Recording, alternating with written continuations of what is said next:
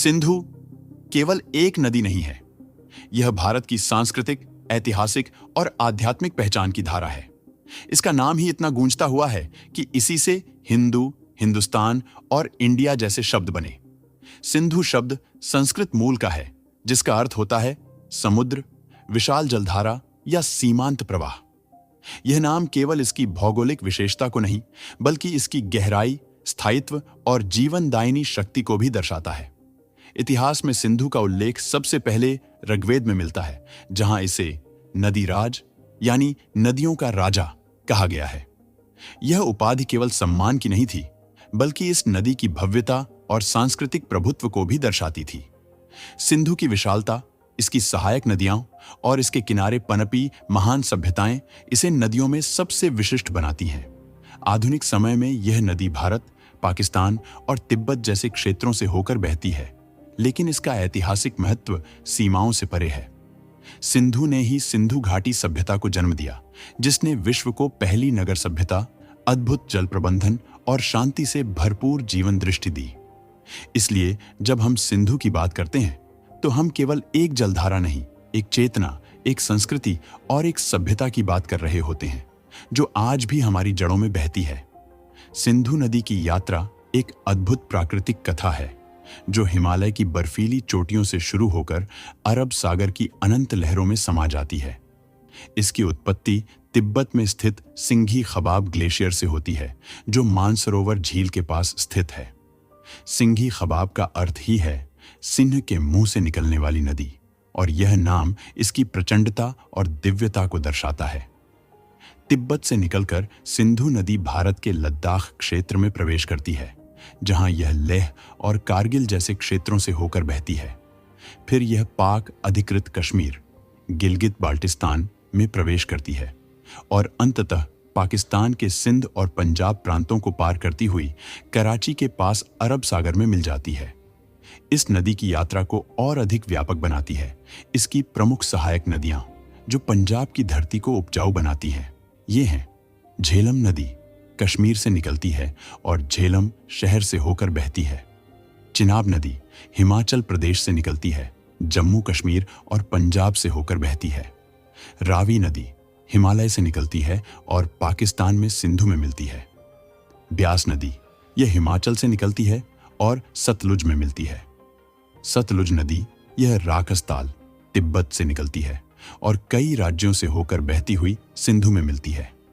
इन सहायक नदियों के कारण सिंधु प्रणाली को सिंधु जल तंत्र, इंडस रिवर सिस्टम कहा जाता है, जो न केवल एशिया की सबसे बड़ी नदी प्रणालियों में से एक है, बल्कि कृषि, जीवन और सभ्यता की आत्मा भी है। यह भौगोलिक यात्रा यह दर्शाती है कि सिंधु केवल एक नदी नहीं, बल्कि 3 देशों की सांस्कृतिक सेतु और हिमालय से सागर तक की जीवन रेखा है। सिंधु नदी के किनारे जन्मी सिंधु घाटी सभ्यता को विश्व की प्राचीनतम और सबसे उन्नत नगर सभ्यताओं में गिना जाता है।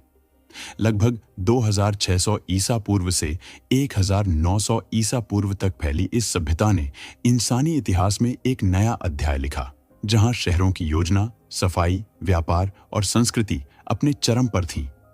इस सभ्यता के प्रमुख नगरों में हड़प्पा, मोहनजोदड़ो और धोलावीरा के नाम उल्लेखनीय हैं। ये शहर आज के पाकिस्तान और भारत के गुजरात राज्य में स्थित हैं। हड़प्पा और मोहनजोदड़ो ने मिट्टी की ईंटों से बने घर, सीधी सड़कें, कुएं, स्नान घर और अनाज के गोदाम जैसी उन्नत नगर व्यवस्था को जन्म दिया, जो उस समय की आधुनिक सोच को दर्शाते हैं। सिंधु नदी इस सभ्यता की प्राणवायु थी। इसके किनारे बसे शहरों में कृषि के लिए जल, व्यापार के लिए मार्ग और जीवन यापन के लिए संसाधन उपलब्ध थे। सिंचाई की तकनीक, नहरें और बांध जैसी संरचनाएं दिखाती हैं कि उस काल के लोग जल प्रबंधन में कितने कुशल थे। शहरी नियोजन की बात करें तो मोहनजोदड़ो का महान स्नानागार, ग्रेट बाथ, सटीक जल निकासी प्रणाली और ग्रिड पैटर्न में बनी सड़कों ने यह सिद्ध कर दिया कि यह सभ्यता केवल सांस्कृतिक ही नहीं, तकनीकी दृष्टि से भी अत्यधिक उन्नत थी। सामाजिक दृष्टि से यह सभ्यता शांति और समानता पर आधारित प्रतीत होती है। अब तक कोई भव्य महल या युद्ध का संकेत नहीं मिला है, जिससे यह अनुमान लगाया गया कि यह एक गैर आक्रामक, व्यापारिक और संतुलित समाज था। इस प्रकार सिंधु घाटी सभ्यता केवल एक पुरानी संस्कृति नहीं, बल्कि मानव इतिहास का वह स्तंभ है जिसने दिखाया कि संयम, विज्ञान और सामूहिकता से किस प्रकार एक महान सभ्यता की नींव रखी जा सकती है। ऋग्वेद, जो संसार का सबसे प्राचीन ग्रंथ माना जाता है, उसमें सिंधु नदी को एक अत्यंत पवित्र, शक्तिशाली और दिव्य शक्ति के रूप में वर्णित किया गया है। ऋग्वेद में सिंधु को नदी राज कहा गया है, अर्थात नदियों का राजा। यह उपाधि केवल उसकी भौगोलिक विशालता के लिए नहीं, बल्कि उसके धार्मिक, सांस्कृतिक और आध्यात्मिक महत्व के लिए दी गई थी। वैदिक ऋषियों ने सिंधु को एक जीवंत सत्ता की तरह पूजा। ऋग्वेद के सप्त नदियों में सिंधु का विशेष स्थान था। एक मंत्र में कहा गया है, इमं में गंगे यमुने सरस्वती शुतुद्री स्तोमम सच्चता परुष्ण्या असिक्नया मरुद्वृद्धे वितस्त्या अर्जिकया श्रेणुह्या सुषोमया। इस मंत्र में कई पवित्र नदियों के साथ सिंधु की स्तुति की गई है, जिससे यह स्पष्ट होता है कि सिंधु उस काल के धार्मिक अनुष्ठानों, यज्ञों और वैदिक संस्कारों में अत्यंत आवश्यक थी। सिंधु केवल जल की धारा नहीं थी, बल्कि उसे शक्ति, स्थायित्व और समृद्धि का प्रतीक माना गया। उसका प्रवाह जीवन की गति, उसकी गहराई आत्मिक चिंतन और उसकी स्थिरता सामाजिक व्यवस्था को दर्शाती थी। वैदिक काल में जब ऋषि तपस्या करते, यज्ञ करते या प्रकृति से संवाद करते, तब सिंधु जैसे जलस्रोत उनकी आध्यात्मिक चेतना के माध्यम बनते थे। इस तरह ऋग्वेद में सिंधु का स्थान केवल एक प्राकृतिक संसाधन के रूप में नहीं, बल्कि एक दैवीय और सांस्कृतिक ऊर्जा के रूप में स्थापित होता है, जो आज भी भारतीय मानस में गहराई से बहती है। सिंधु नदी न केवल एक भौगोलिक धारा है, बल्कि उसने भारत की राष्ट्रीय पहचान, सांस्कृतिक चेतना और ऐतिहासिक नामों को आकार दिया है। भारत को विश्व में आज जो नामों से जाना जाता है, जैसे हिंदुस्तान और इंडिया, उनकी जड़ें इसी पवित्र नदी सिंधु में समाई हुई हैं। सिंधु शब्द सबसे पहले संस्कृत में आया, जिसका अर्थ होता है विशाल जलराशि या समुद्र। जब फारसी आक्रांताओं ने भारत के उत्तर पश्चिमी क्षेत्रों में प्रवेश किया, तो उन्होंने स ध्वनि को हा से उच्चारित करना शुरू किया। इस तरह सिंधु हिंदू बन गया और फिर हिंदू शब्द उस संपूर्ण भूमि के लिए उपयोग में आने लगा जहां सिंधु और उसकी सहायक नदियां बहती थीं। इसी से आगे चलकर हिंदुस्तान यानी हिंदुओं की भूमि नाम प्रचलित हुआ। उसी समय जब यूनानी इतिहासकार और यात्री भारत पहुंचे, विशेषतः सिकंदर के अभियान के समय, तो उन्होंने हिंदू को अपनी भाषा में इंडोस कहा। यही इंडोस आगे जाकर लैटिन में इंडिया बन गया। इस प्रकार सिंधु से निकला एक नाम विश्व की सबसे पुरानी सभ्यताओं में से एक की पहचान बन गया। यह आश्चर्य की बात है कि एक नदी जिसका प्रवाह आज पाकिस्तान में है, उसने भारत की वैश्विक छवि, सांस्कृतिक नाम और ऐतिहासिक उपस्थिति को इतना गहरा आकार दिया। भारत आज भी अपने संविधान में खुद को इंडिया यानी भारत कहता है, जहां इंडिया शब्द की जड़ें सिंधु की लहरों में छिपी हैं। इस तरह सिंधु केवल नदियों की रानी नहीं, राष्ट्रों की जननी भी है। सिंधु नदी केवल वैदिक स्तुति का विषय नहीं रही, बल्कि भारतीय पौराणिक कथाओं, लोक श्रुतियों और पुराणों में भी इसका अत्यंत महत्वपूर्ण स्थान है। समय के साथ यह नदी एक आध्यात्मिक, धार्मिक और सांस्कृतिक प्रतीक बन गई, जिससे अनेक कथाएं और विश्वास जुड़े हुए हैं। पुराणों में सिंधु को पवित्र नदियों की सूची में रखा गया है और कहा गया है कि सिंधु में स्नान करने से पापों का नाश होता है। स्कंद पुराण, वायु पुराण, पद्म पुराण आदि में इसका उल्लेख आता है कि कई ऋषि मुनियों ने सिंधु के तट पर तपस्या, यज्ञ और ध्यान किया था। यह नदी उनके लिए केवल जल नहीं, बल्कि एक सजीव शक्ति थी जिससे वे संवाद करते थे। एक लोक कथा के अनुसार एक समय ऋषि वशिष्ठ ने सिंधु के तट पर वर्षों तक तपस्या की थी और सिंधु के जल को प्रज्ञा का स्वरूप बताया था। महाभारत में भी सिंधु का उल्लेख है, जहां पांडवों की यात्राओं और युद्धों के प्रसंगों में इस नदी का जिक्र आता है। सिंधु में स्नान को धार्मिक दृष्टि से उतना ही महत्वपूर्ण माना गया जितना गंगा या यमुना में। विशेष पर्वों और अनुष्ठानों के दौरान सिंधु का स्मरण करना और इसका जल लेना पुण्य का कार्य माना जाता था। इसके अतिरिक्त सिंधु का जल लोक मान्यताओं के अनुसार शक्तिशाली और रोगनाशक माना जाता था। कई पुरानी कथाओं में इसका उपयोग तीर्थों के जल के रूप में भी दर्शाया गया है। इस प्रकार सिंधु केवल एक ऐतिहासिक और भौगोलिक धारा नहीं रही, बल्कि वह पौराणिक चेतना की भी जीवन धारा रही है, जिसमें ऋषियों के तप, कथाओं के रंग और आस्थाओं की गहराई समाई हुई है। सिंधु नदी केवल सभ्यताओं की जननी ही नहीं रही, बल्कि यह इतिहास की रणभूमि भी बनी, जहां साम्राज्य उठे, गिरे और नए अध्यायों की शुरुआत हुई। भारत के उत्तर पश्चिमी दर्रों से आने वाले आक्रमणकारियों के लिए सिंधु पहली बड़ी चुनौती और प्रवेश द्वार थी। आर्यों का आगमन भी इसी क्षेत्र से हुआ माना जाता है।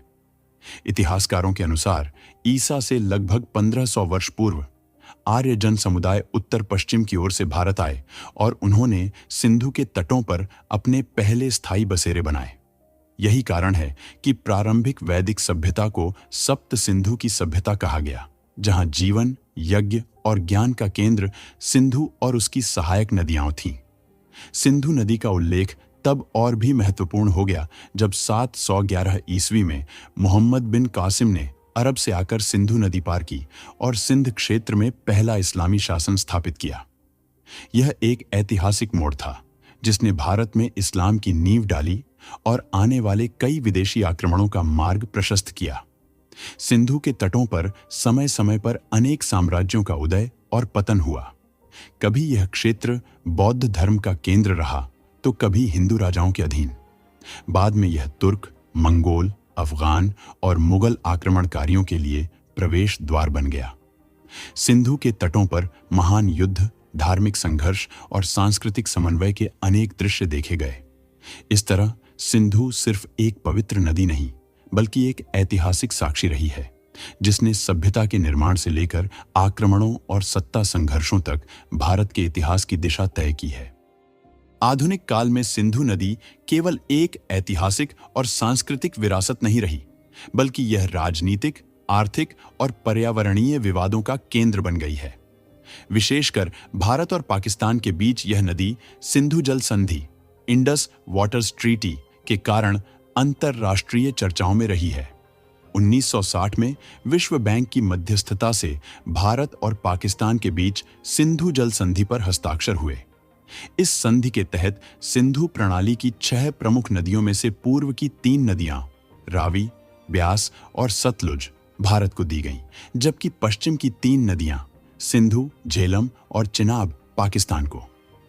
भारत को पश्चिम की नदियों पर सीमित उपयोग की अनुमति है, जैसे सिंचाई, हाइड्रो पावर और घरेलू उपयोग, लेकिन जल के बहाव को नहीं रोका जा सकता। इस संधि को अब तक सबसे सफल जल संधियों में माना गया है, क्योंकि तीनों युद्धों और कई तनावों के बावजूद यह संधि कायम रही। लेकिन हाल के वर्षों में जैसे जैसे जल संकट गहराता गया, दोनों देशों के बीच विश्वास और जल विभाजन को लेकर तनाव बढ़ा है।